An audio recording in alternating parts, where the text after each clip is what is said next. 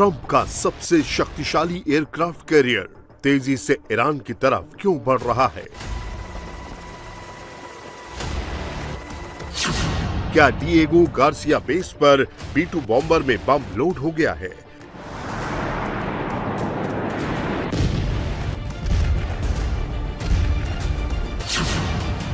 क्या अमेरिका का F-15 fighter jet Jordan में पोजीशन ले चुका है?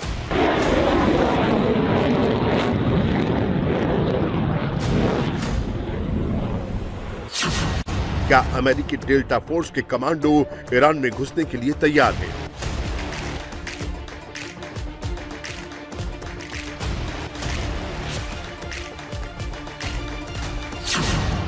क्या अमेरिका की न्यूक्लियर अटैक सबमरीन ईरान पर हमला करने के लिए रेडी है?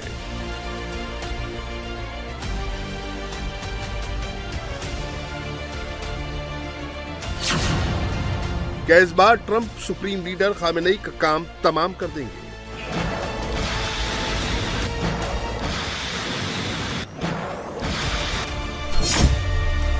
इन लाइंस को गौर से देखिए और जिस शख्स ने यह लिखा है उसे भी पहचान लीजिए।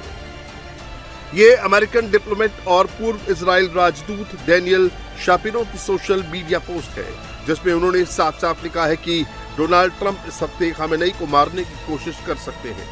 अमेरिका का कैरियर स्ट्राइक ग्रुप बहुत जल्द मिडिल ईस्ट पहुंचने वाला है। तो क्या ट्रंप ने खामेनेई का डेथ वारंट साइन कर दिया है?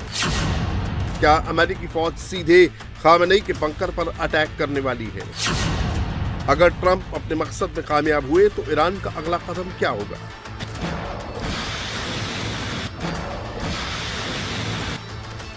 खामेनेई के किल प्लान को लेकर ईरान ने अमेरिका को क्या वार्निंग दी है? ईरान किन मिसाइलों से और कहां अमेरिका पर पलटवार करेगा, ये आपको बताएंगे। लेकिन उससे पहले ये समझिए कि ट्रंप क्यों खामेनेई से इस कदर गुस्सा है कि अब उन्होंने ईरान के सुप्रीम लीडर के लिए इतना भयानक प्लान बना लिया है। इराक वॉर के बाद ईरान में खामेनेई की सत्ता इस समय अपने सबसे बुरे दौर से गुजर रही है।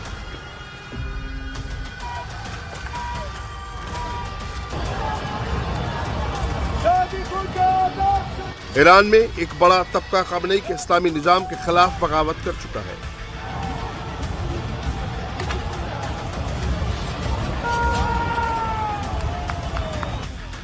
आरोप है कि विद्रोह की इस आग को कुचलने के लिए खामेनेई की फौज ने भयंकर कत्लेआम किया है।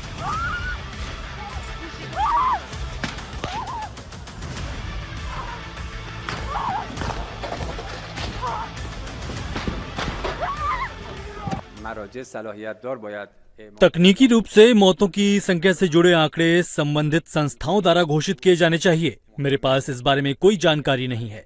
ये एक महत्वपूर्ण सुरक्षा और न्यायिक मामला है। किसी भी देश को ये अनुमति नहीं देनी चाहिए कि उसकी जमीन का इस्तेमाल किसी दूसरे देश के खिलाफ किसी और देश द्वारा किया जाए।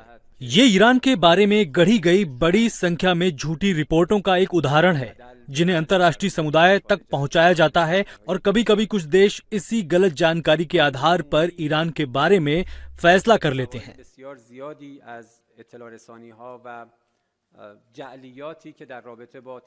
ईरानी सरकार सही आंकड़े नहीं दे रही है, लेकिन विरोधी कह रहे हैं कि ईरान में 48 घंटे के अंदर 12,000 से ज्यादा लोगों को मौत के घाट उतार दिया गया है, यानी हर 14 सेकंड में एक हत्या की गई है। The people of Iran are being slaughtered in the streets and in their homes by a regime that shows no mercy. More than 12,000 Iranians were massacred in 48 hours. One murder every 14 seconds. Their heads are bloodied but unbowed. The people have not retreated. Their determination has made one thing clear. They are not merely rejecting this regime, they are demanding a credible new path forward. The Iranian people are taking decisive actions on the ground. It is now time for the international community to join them fully. I will return to Iran. The people of Iran have risen to reclaim their country. History will honor those who stand with them. Leader Ayatollah Ali खamenei इस कत्लेआम के लिए America को जिम्मेदार मान रहे हैं।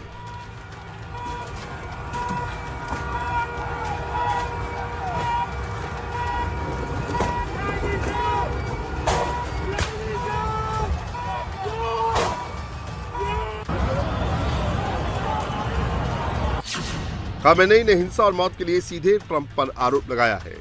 ईरान के सुप्रीम लीडर ने ट्रंप को क्रिमिनल तक कह दिया है और ये भी कह दिया है कि उनके हाथ खून से रंगे हैं। 4 दिन पहले तक जिस ईरान को लेकर ट्रंप का रवैया नर्म हो रहा था, 800 लोगों को फांसी टालने पर जिस ईरान को ट्रंप थैंक यू बोल रहे थे, वो खamenei के इस बयान से आग बबूला हो गए हैं। ट्रंप ने अब सरेआम ईरान में रिजीम चेंज करने का ऐलान कर दिया है। ट्रंप ने कह दिया है कि ईरान में अब नई लीडरशिप को तलाश करने का समय आ गया है। ट्रंप ने खamenei को सत्ता छोड़ने की वार्निंग भी जारी कर दी है। इस समय अमेरिका का सबसे ताकतवर aircraft carrier USS Abraham Lincoln, जो कि साउथ चाइना सी में था, वो तेजी से ईरान की तरफ बढ़ रहा है। रिपोर्ट्स के मुताबिक अगले 5 दिन में यह युद्धपोत ईरान के पास पर्शियन गल्फ में पहुंच जाएगा।